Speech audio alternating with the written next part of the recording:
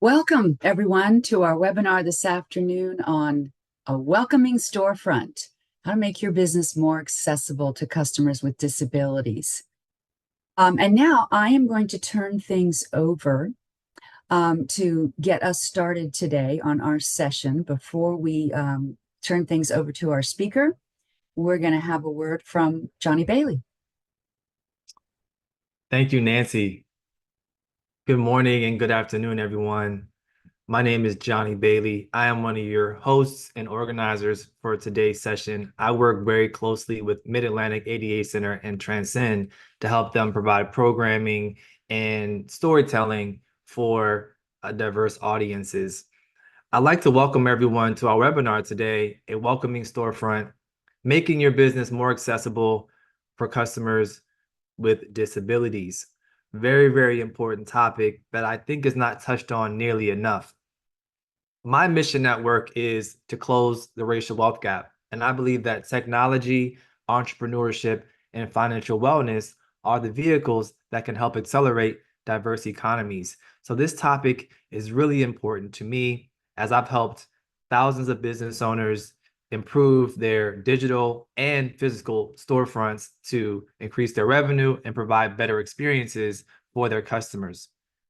I assume that many of you are business owners here today, so welcome. We see you. We appreciate you being here. And as business owners, we strive to create welcoming environments for all of our customers, right? And today we'll explore the importance of storefront accessibility and how it can benefit not only customers with disabilities, but your business overall in a modern economy. Before I pass it over to Bill, who is a well-versed, very experienced subject matter expert on this topic, I want to pass it to my partner, who is a director at the Mid-Atlantic ADA Center, Miss Anne Deschamps. Anne. Thank you so much, Johnny. And I just want to add to the welcomes, another welcome to all of you, particularly the small businesses that we have in the audience.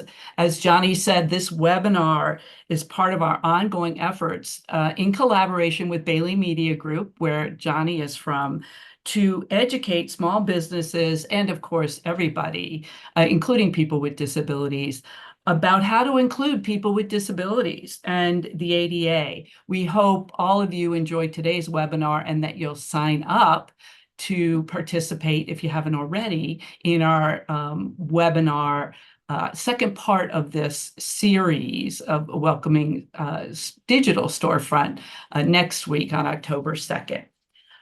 So, Johnny, I'm going to turn it back to you to introduce Bill. Fantastic. Thank you so much, Anne.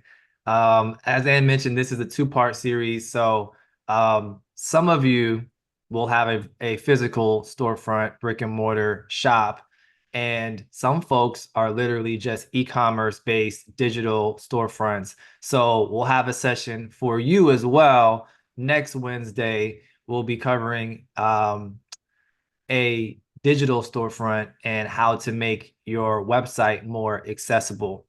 But without further ado, I want to now pass it over to our presenter for today, accessibility consultant, Mr. Bill Botten.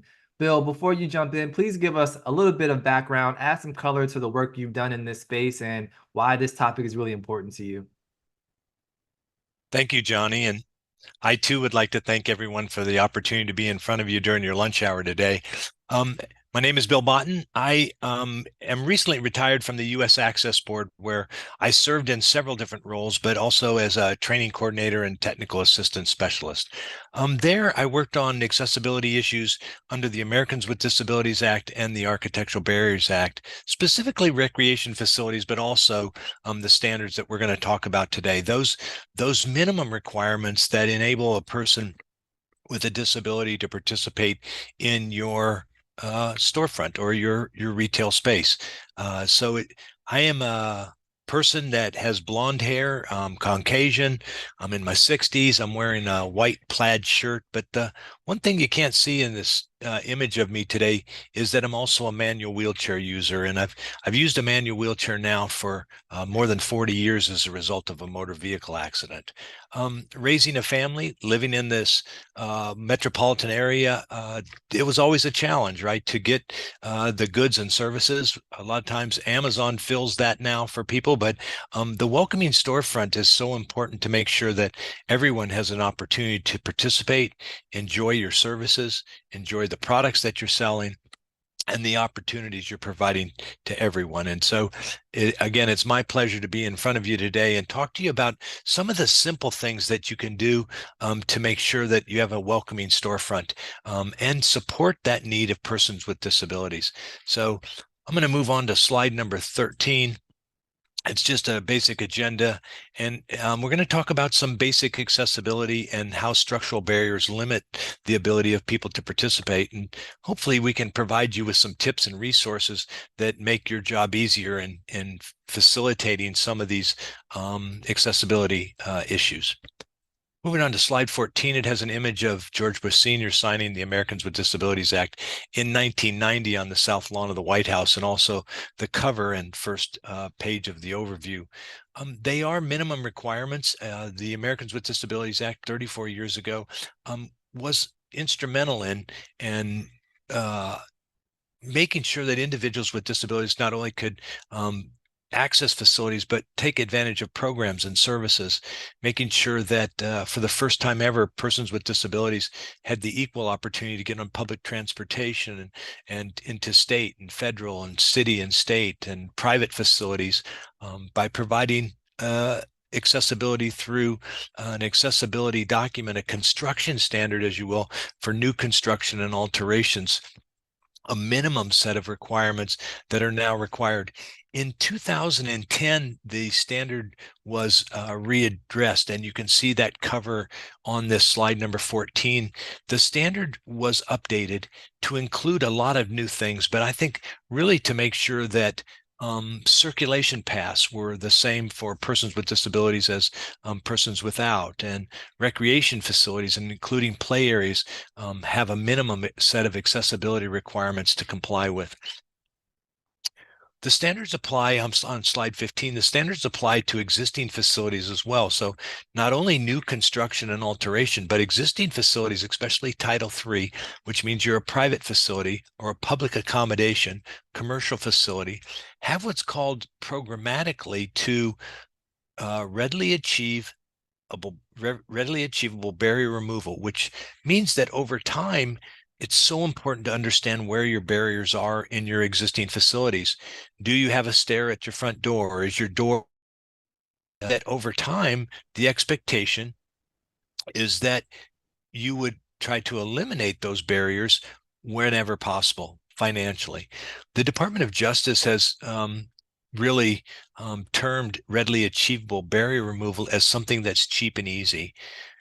The expectation has been ongoing now for 34 years that you've identified barriers and you're working to remove them over time. That's the expectation.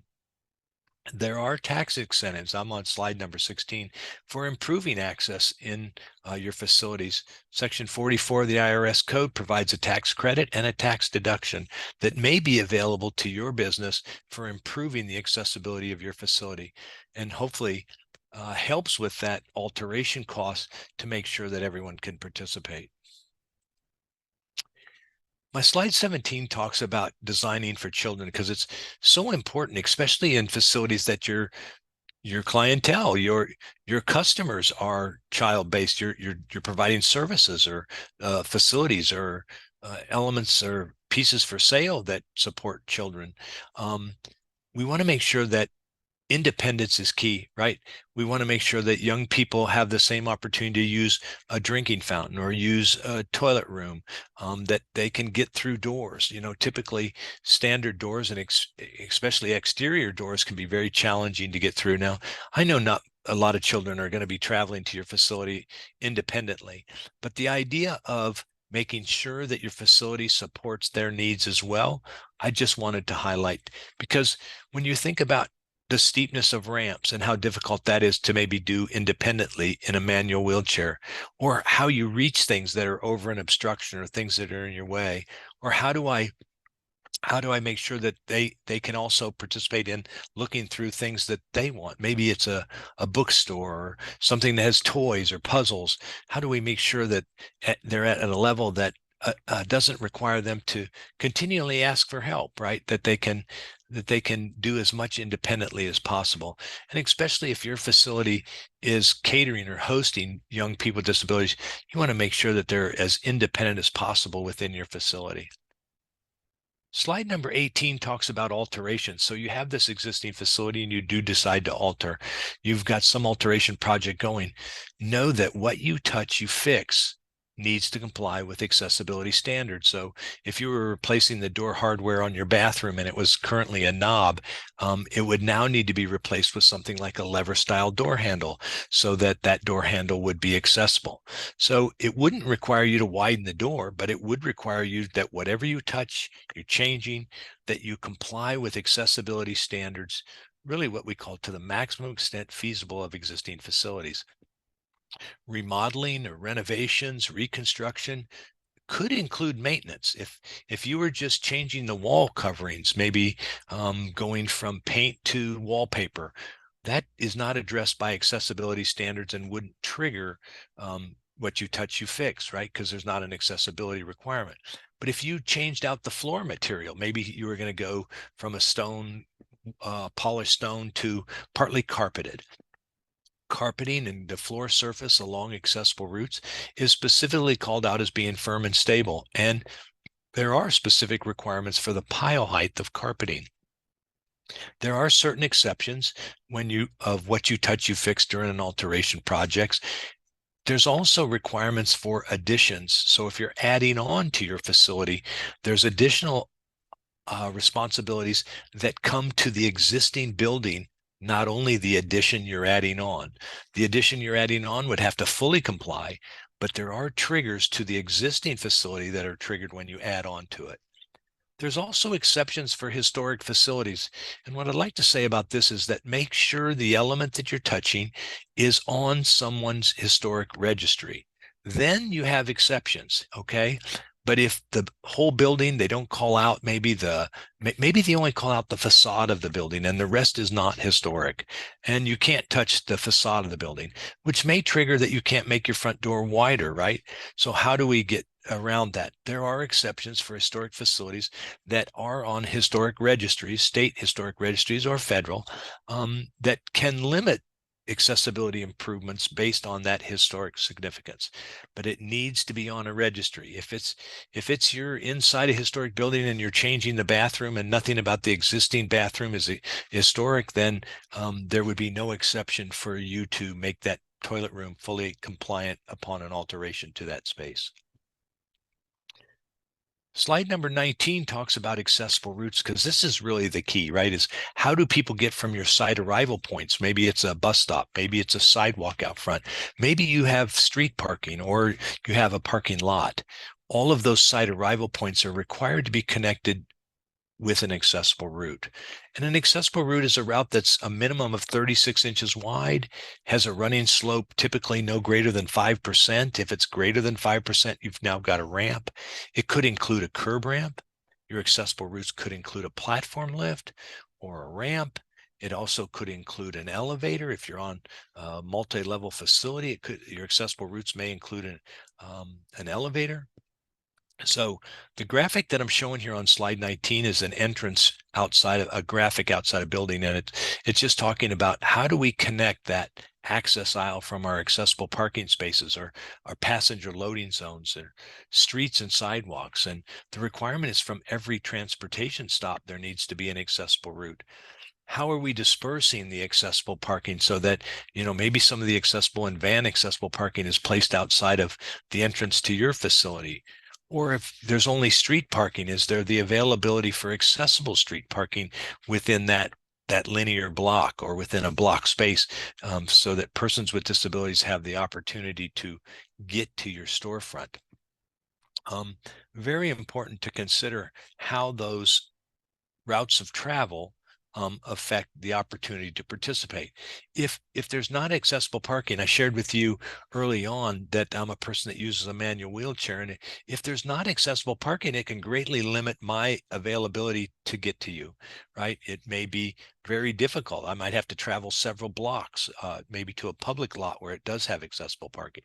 So thinking about how your site arrival points affect your flow of traffic, the availability of people to participate. Is there a connection to mass transit that can help bring people to your facility? And if so, is there an accessible route that connects so that everyone can come? Entrances are key, right? They make sure that everyone can have this opportunity to get in and participate. And I don't know if you've tried, but try opening your front door from the seated position. See the leverage that you have with the type of hardware you're providing. How heavy is your front door? There is not a requirement for the amount of force required to pull open an exterior door in the standards, but there is interior doors. So is your bathroom door greater than 5 pounds of force, or any other doors within your facility that are part of an accessible route too heavy to open? On the outside, 60% of your entrances have to be accessible. At least one accessible entrance into each room or space. 32-inch minimum is the clear when you have the door open in a 90-degree position so that someone in a mobility device can get through it. Doors in series are always a real challenge, but you always want at least 48 inches between any door in series. And power assisted or automatic doors always greatly provide greater independence for a wide range of people. There is no requirement in the Americans with Disabilities Act for a power assisted or automatic door ever. They're all done at the convenience and by the luxury of these proprietors providing it to you. So when you're at a grocery store or you're at a hospital or walking into an airport, there's no requirement for those power assisted automatic doors. They're being provided for as a courtesy, but they greatly increase the level of independence for persons who maybe have limited arm strength, maybe have limited hand dexterity, maybe using a power device, coming through with a walker or cane. All of those things while you're carrying items from the store to it, providing an automatic or power assisted door on your entry door can greatly increase the independence and usability by persons with disabilities to your facility. Accessible parking is key, and there's really two different types of accessible parking. If you only had one space, it would have to be a van space, and that enables a person to typically discharge out of the passenger side of a vehicle on a ramp or a lift, get out of the vehicle, and then gain access through this access aisle you see striped here on slide number 21. The international symbol is not required by federal standards, and the color and how the international symbol of accessibility is identified on your accessible parking is all a state or local code issue. The federal requirement requires signage, that you have signage identifying accessible parking. And I'm saying accessible parking, and that's another key thing to think about, is how you're communicating, how you're providing information. Provide signs that just have the ISA and parking, or say accessible parking. Don't say handicap parking, okay? Don't say disabled parking, say accessible parking. We're describing it what it is. It's a parking that meets accessibility requirements. Van spaces are required. If you only have one, it is a van space. But if you have many accessible parking spaces, the standard says that 1 out of every 6 spaces provided in the lot needs to be a van accessible. So if you had more than 6, you'd have 2 van accessible. I think you provide more van accessible. I'm a person that now drives a van with a ramp that comes off the side. The access aisle is 8 feet wide in order to drop or put down a ramp that's 4 feet, and a person in a mobility device has an additional 4 feet to get off and turn. In a space where you have van parking, I think it's important to put it not the closest to the door, because persons using cars park there and then limit the opportunity for people with vans. Or if there's an opportunity to drop a ramp or a lift onto a sidewalk close by your front door, that even makes it easier, because then the slope of that ramp getting in and out of the vehicle can be far less. It could be almost straight across to get onto a curb. Very important to think about how you're providing your accessible parking, and if it's really facilitating, if the minimum is facilitating really the number of people that are trying to come and use it. Signage is required. Think about EV charging also. I put this in there because it's things that are oftentimes unlooked, and you may not have access or be responsible for the parking facility where your business is, but understanding that you have a great deal of leverage by saying that I want to make sure that we at least meet but exceed the minimum requirements on accessibility wherever you rent to make your facility available to people, that you want to model and support that universal design, but also increased awareness to providing access to persons with disabilities. So if there is EV charging in outside of your facility, encourage that those EV charging are accessible, that they provide access to persons using vans that need electric charging. Remember, where parking is provided, you must provide accessible parking, even if it's only street parking. Toilet and bathing. In new construction, it's every single toilet room, okay? And I'll give you a couple examples here of some exceptions, and that is if you're providing portable toilets, at least one has to be an accessible one. Hopefully you can increase that 5% minimum and provide more than the one, because as you know, probably that the bigger ones are grabbed more often, especially if you're coming with a child or you have to help a spouse or things like that, that the larger toilet rooms, and especially portable, are taken by anybody, right? So providing additional ones is always so important. If you have clustered single user toilet rooms, the standard says only 50%. So I'll give you an example of this. If you have a men's and women's toilet room in your facility, both are required to be accessible.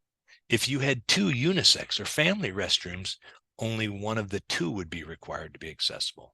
Okay, so how you break them out and how you serve the population that your customers are can greatly affect the level of access. I encourage you to even have more than the minimum of 50% if all you're doing is family restrooms or unisex restrooms. Increase the number of access, because they're the people that need those oftentimes end up having to wait, right? Because others are using the ones that are accessible, not necessarily out of any spite or anything like that, just that they're going to grab the first one that's available. So providing greater levels of access in toilet and bathing facilities is always super important. Remember that if not all toilet rooms are accessible, or if you're identifying them as a restroom or toilet room, it does require tactile signage that does also have Braille. It can be on the door as long as the door is in swinging, but typically it's found on the latch side of the door between 48 and 60 inches from that latch on the latch side of the door. And the reason is that somebody has low vision or they're blind will be looking for the latch side of the door to determine what type of room this is, or am I at the restroom? I'd like to encourage also that if you're at a facility where people stay for a period of time, that in the accessible toilet room, it's so important, if possible, to provide what we call an adult changing table, so that individuals maybe that are unable to use a standard toilet have an opportunity to do their toileting and personal hygiene on what we call an adult changing table. We're finding them a lot now, and model codes are starting to require them in transportation facilities or large assembly facilities like arenas and stadiums. And I see Nancy's come in, and she's got something hopefully for me. Yes, I do. We have a question. Could you explain when you're talking about signage, could you explain what you mean by the latch side? Sure. The latch side of the door is opposite the hinge. So typically the element that you grab to open the door or shut the door, the handle, is the latch side. So near the doorknob, the lever style door handle, that would be considered latch side. The element that you turn is an operable part. And so knob style doorknobs on accessible doors are no longer permitted because they require a lot of dexterity by your hand. That's why they've gone to lever style. So on the side where you find the latch or the operable part of a door, not the hinge side, but the other side, that's where accessible signage is required. If you're identifying a permanent room or space, the letters need to be tactile, and it also has to have a tactile pictogram, but also, as we're showing you here, Braille below. Also, while we're here, could we clarify what you're talking about with with this 50% requirement and what it means for toilet rooms to be clustered and how this differs from scoping related to toilet rooms that are scattered, Yeah. shall we say. So yeah, so if they're not grouped together, serving the same customer base. So when I say men's and women's, you're serving individual populations. And when it's a men's and women's toilet room, the requirement is 100% each that serves that type of customer base or user. And the second bullet point here on slide number 22 talks about clustered toilet rooms, those that are all in the same location and all the same user group. And that's where the unisex or family restroom gets this exception that allows 50% of those to be compliant, and a cluster is 2 or more. So if you had 3 family restrooms, 2 of them would be accessible. If you only had 2, 1 of them. But if there were men's and women's, you could have a series of women's restrooms in a cluster, single user. Remember, when we talk about single user, it's very different than a multi-user toilet room. When we have a multi-user toilet room, stalls within there, typically the requirement is one of the stalls must be wheelchair accessible and provide enough space for a person in a mobility device to get into that stall. When we're talking about single user toilet rooms, okay, we're talking about individual opportunity. Any sex can come in, but they're typically a toilet, a sink, and that's pretty much it. If you include a bathing facility within that same room, it's back to the 100% scoping requirement. But 50% scoping requirement, I hope I'm not just circling and making this harder to think about. Same user group, clustered in the same area, on the same floor, near the same area, same user group, there's a 50% exception that permits, again, 1 out of 2 to be compliant. Nancy? We have another question, and then you'll let us know. Maybe we need to move along here, but it's a good question. If you have all your toilet rooms in your facility accessible, do you still need to use the wheelchair symbol on the sign? You do not. That's a great question. If all entrances are accessible, you don't need to identify the accessible entrance with the international symbol of accessibility. In this slide 22, it's the center symbol. But the same thing holds true. Your restrooms do not need to be identified by the international symbol if all are accessible. Great question. Okay, I guess we're going to move on to slide number 23. And slide number 23 was what I kind of alluded to earlier when we were talking about the children's dimensions, and that is, how do I reach things? How am I able to get condiments or get things off the shelf or get things off a hanging rack or operate things that I need to within your toilet room, maybe the paper towel holder, the soap dispenser, or things like that. The standard requires, based on either a forward or side reach, the same, that you have a high maximum reach of 48 inches to the operable part. Okay, so 48 inches to the light switch or to a thermostat or to the shelf. Now, it does not require that all shelves be within reach range. Okay, but this is the reach range that we're looking at that would be accessible to persons with disabilities, especially when we're talking about operable parts that need to be done by the individual. Maybe you had some kind of a display.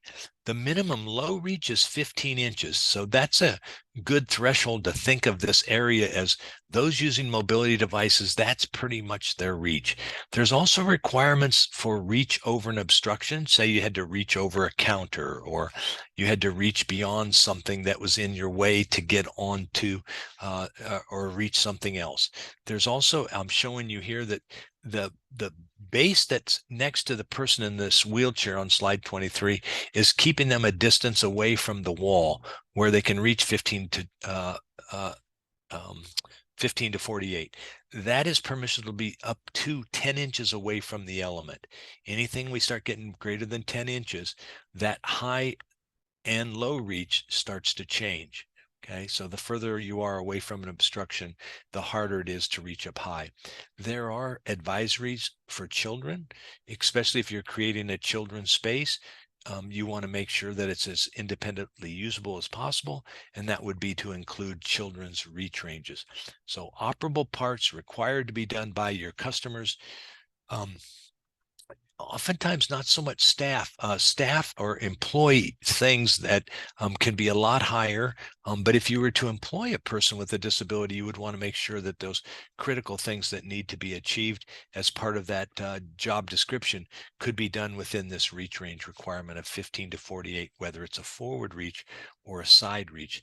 Now, the earlier standard, I told you in 2010, the Americans with Disabilities Act was revised. And the earlier standard, the 1990, had a high side reach up to 54 inches.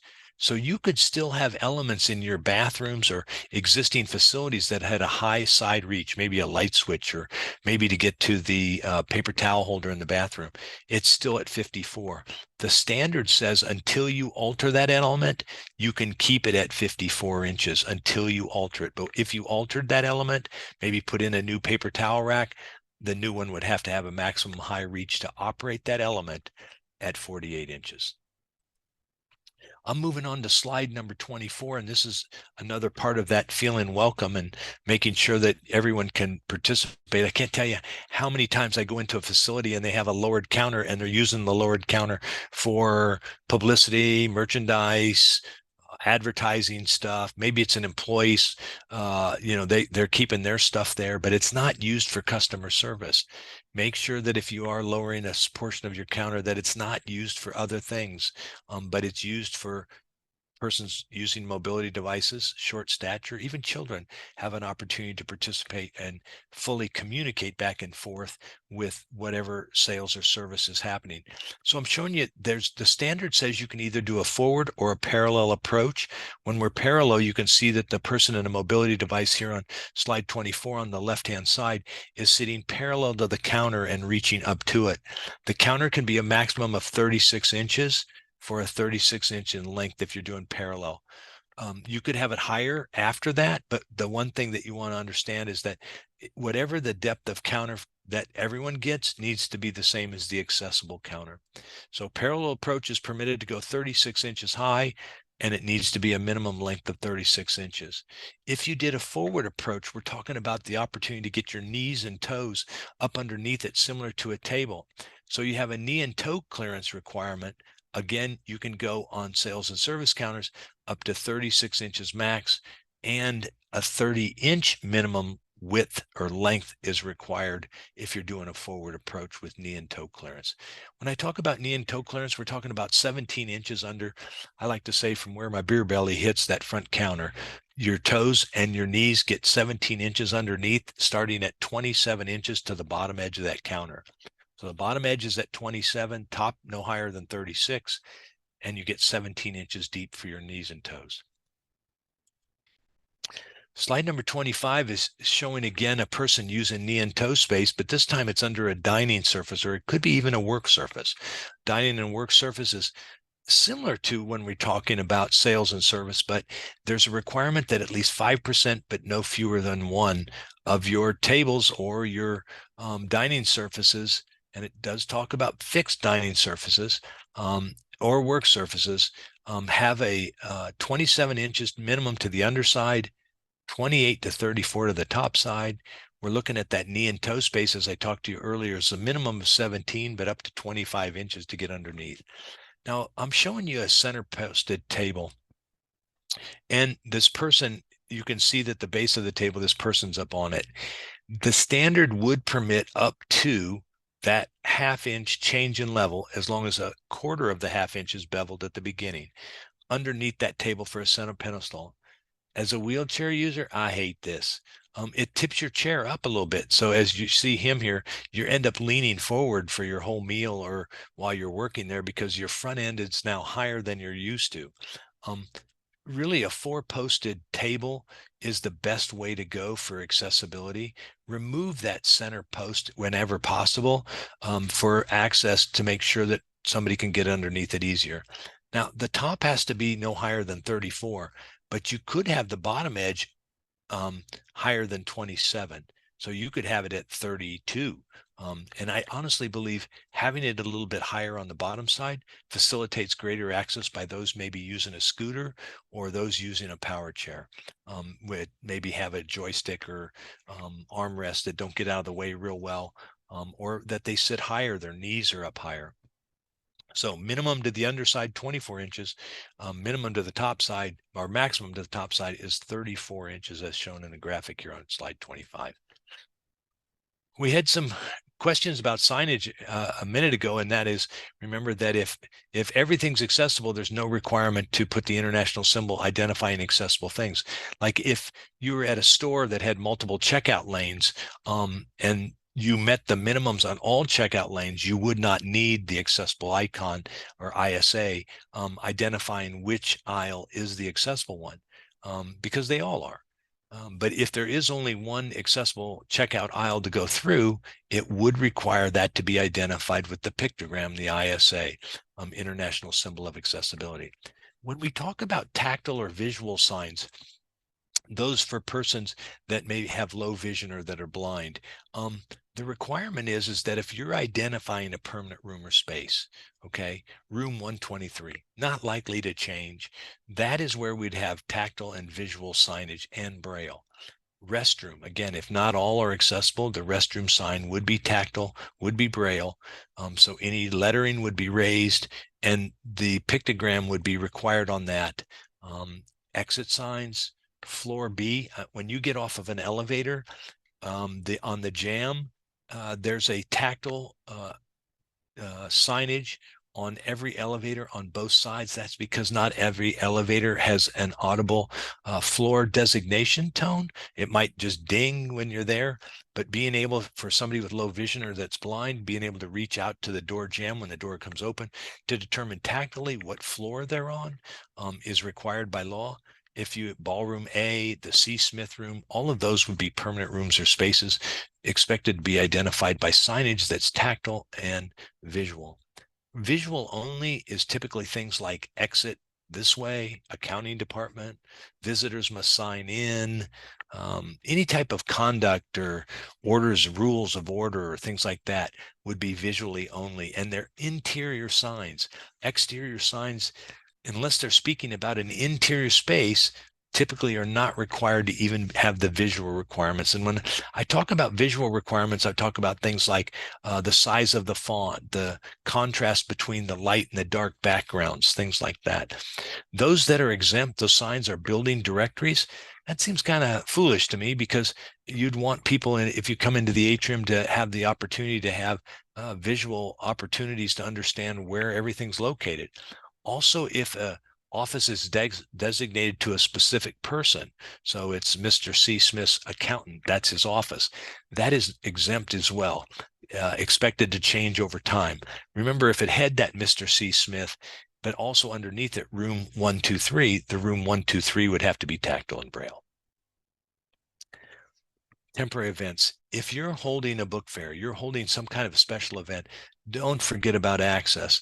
Understand about where you're putting those elements for sale or your booths, that they're on a hard surface, that someone can come up to them in a mobility device, that there's enough support with the elements that you're providing that everyone can participate with what you've got there. If you're providing seating, making sure there's enough space at minimum 36 inches between tables so that people can get around and actively use everything there. In the left-hand side of slide 27 here of this temporary facilities, I'm showing that there's a curb ramp coming that's built up off the sidewalk that typically isn't there when the street's not closed. So it might require some temporary routes. It might require a little bit of ramping. Remember those cable conduit covers that you have to go up and over to get across electrical lines, oftentimes are not accessible to have in a path of travel, the accessible route. So look at the placement of where accessible parking is and how you're facilitating access to these temporary events and facilities, and making sure that everyone can participate.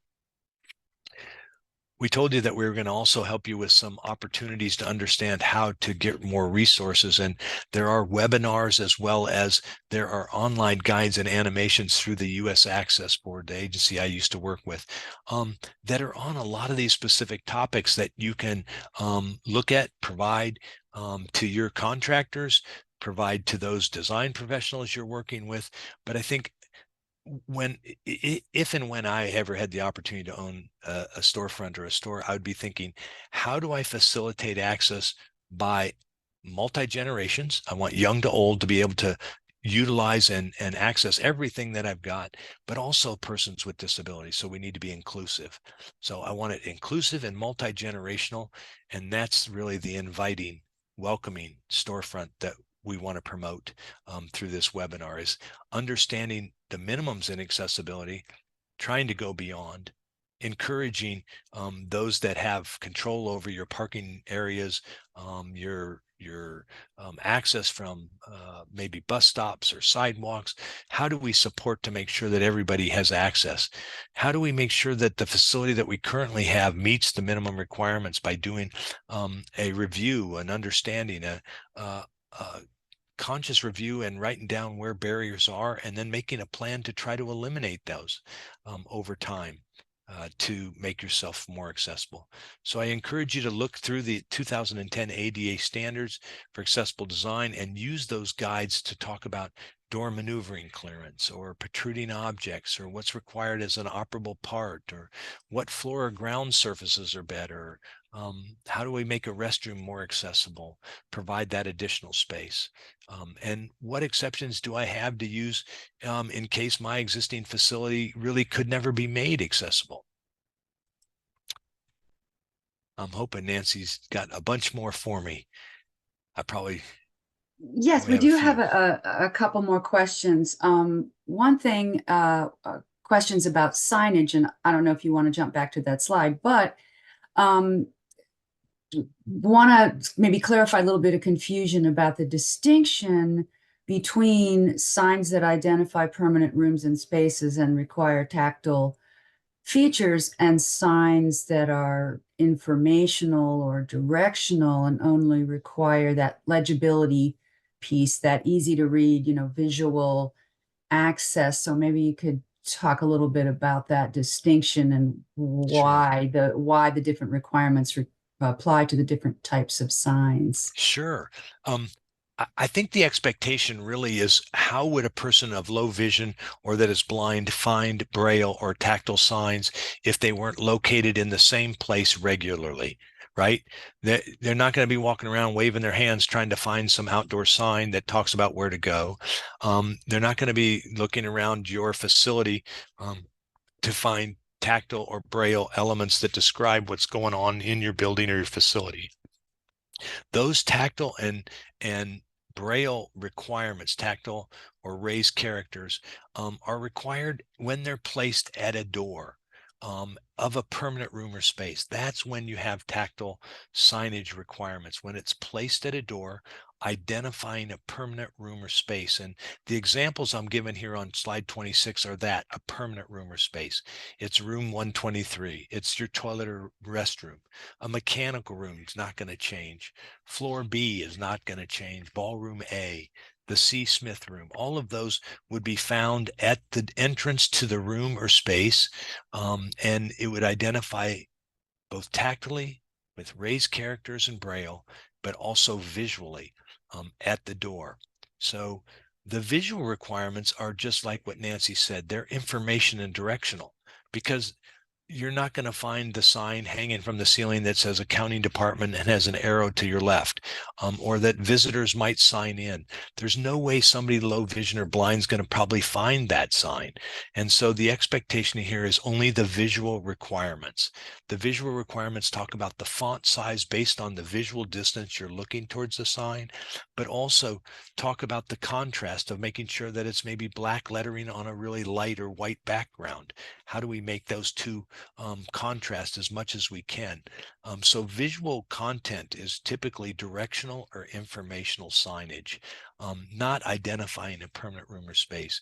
And as you see, there's our menus and building directories and things like that are exempt from both the visual and the tactile and raised character requirements, because again, there's not an expectation they could be provided in those formats. You got anything to add, Nancy? Well, no, I hope that was helpful to folks. There was another question, and I think it really just kind of gives us another opportunity to really plug the guides. because someone had a question of, is there sort of a typical or standard design for a toilet room with all the dimensions and everything? And I think the guide is probably the best and closest thing to that, even though there are a variety of configurations for accessible toilet rooms with all the elements that you typically find in there. But I think the guide gives folks some really great examples and diagrams and things to sort of illustrate those factors. So if you have anything to add to that, but I think the guides are fabulous. I think toilet room design can be the most challenging because it's going to be where fixtures are going to be required based on drain holes and sewage lines, things like that. But the minimum space requirements there, you're 16 to 18 inches off a sidewall for the center of your toilet or water closet. Then you have to have a minimum of 30 inches to the edge of your sink. Now throw in an access door with maneuvering clearance on both sides. How is that going to fit? So based on where your fixtures are located and where your entry and exit to that space is really going to determine on a single user the amount of space it's going to take to really make that work. And so, as Nancy said, the access board, if you follow that link to guides, has one on toilet rooms. And in that, it shows you many different layouts or opportunities to think about. Again, you're looking at fixture clearances and their location, and also your door maneuvering clearances and its location to determine minimum size. So there's not a standard size per se. It's really based on those factors. We also have a really great question here about fire doors. Are there rules, are there accessibility requirements related to when there's a fire door in an accessible route or perhaps an accessible means of egress? There is, and the accessibility standards reference other standards for life safety requirements and means of egress. There is a webinar on the Access Board's website about means of egress and fire doors and where they're required and what they need to be. But the accessibility standards do reference NFPA 72 fire code and also the IBC International Building Code for means of egress. So yes, there is requirements, and remember how far that means of egress has to go. Maybe you come out the back door and it stairs down to the right of way, things like that. Yes, there is a means of egress guide that can go into more of that information. So if you go to this link and go to the guides, go to the means of egress guide to learn more about some of those issues.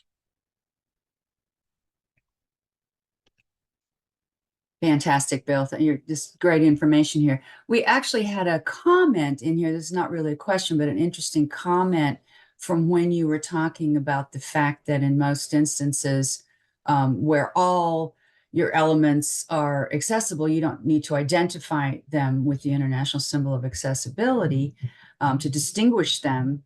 And this individual says, as a wheelchair user, I look for the ISA symbol, particularly on bathrooms, because if I don't see it, I assume it's not accessible. I feel like we're not at the point that we can assume things in the built environment are always accessible, even in new buildings. So that's kind of just an interesting. And I agree. I am always looking for the accessible symbol too when I'm trying to find a toilet room, and oftentimes question even if it's there whether it's going to be accessible. And remember what I was talking about were minimum requirements, and even if all are accessible, you are permitted to still put the ISA there.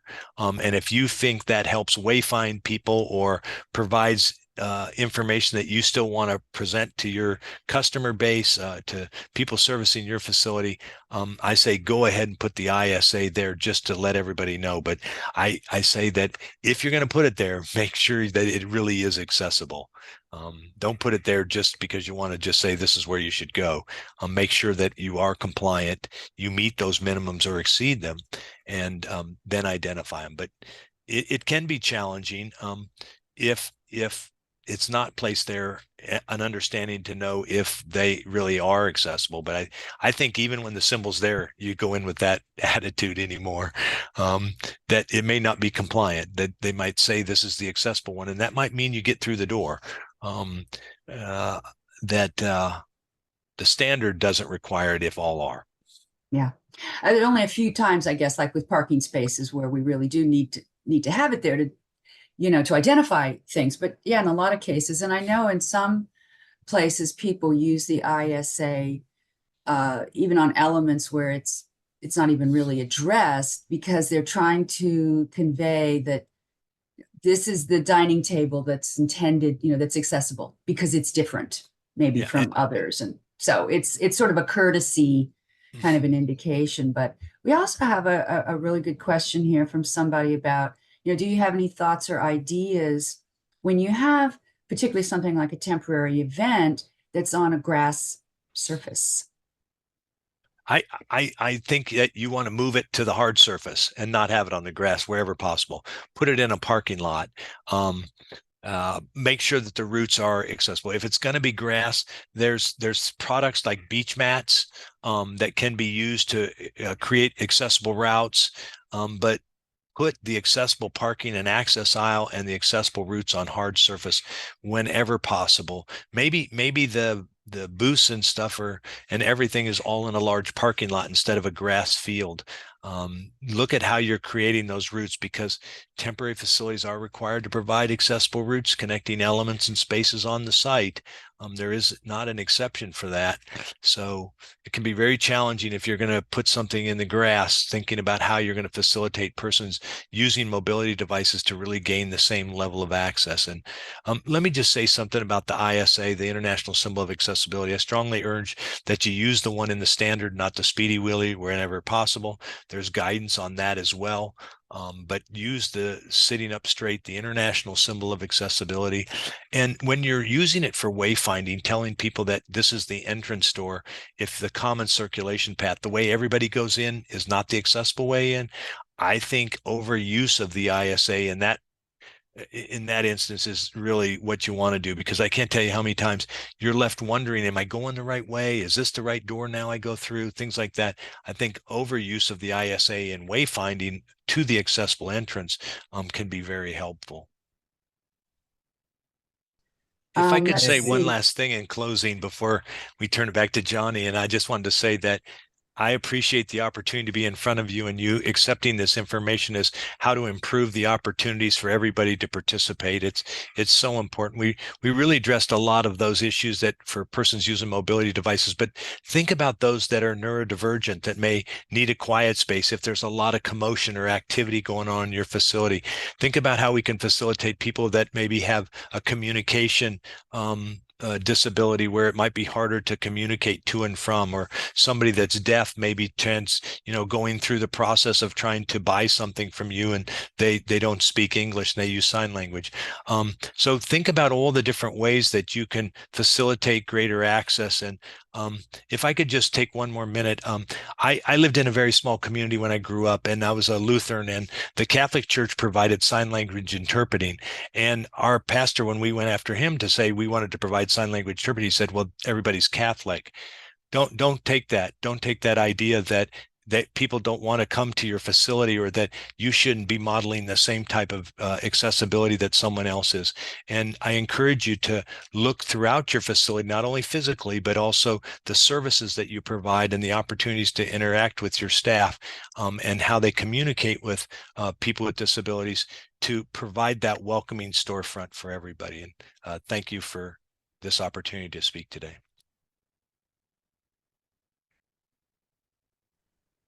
If you could just move on to that very last slide. I think we have just one more slide that we wanted to give folks a little more information, give folks our contact information. We did have a few questions that we didn't get to. Please feel free to call us or your regional ADA center if you're out of our region. That use that toll-free number I mentioned earlier. Again, you can find these slides on the webpage for the session. And we also want to let everyone know about our conference that is coming up in a few weeks in Delaware. Our annual conference this year will focus on inclusive hospitality and tourism. It's October the 15th through the 17th at the historic Hotel DuPont in Wilmington. So check out our website for more information on that. And Johnny, I think you have maybe a few final words to say. Yeah, I just wanted to call out and ask that you all complete the survey. Thank you so much, Bill and Nancy, for this informative session. I learned a lot.